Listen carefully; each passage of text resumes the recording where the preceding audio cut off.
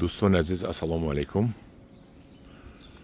همه شما را با فرارسی عید سعید فطر که فردا می شود تبریک میگویم و حاضر به شما نشان میدم که همین لیمون های من 4 ساله شدن، 1 سال خنک زد.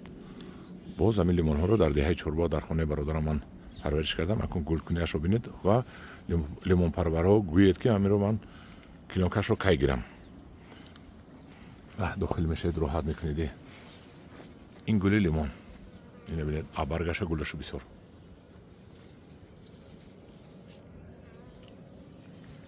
اینش همون ماندارینای ترکی. نه برکت است گلش ببینید. انکون من این رو حاضر کشویم و زیر باران مونم. خوبتر است یا اینکه باران گذرد بعد بالاش رو گیرم و کشوده کنم. این گل رو ببینید،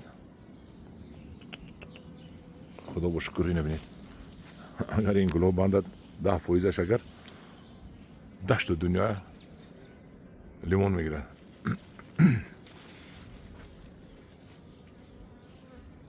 کنی لیمون پرورهای کهنه، لیمون پرورهای پروفسیونال که در حیات دیدگی هستید، کی کشویم همین رو بعد از باران ها گذشته و گردالود شدنش، یا که کشودن گیریم همین رو دیگر خونه که نباشد.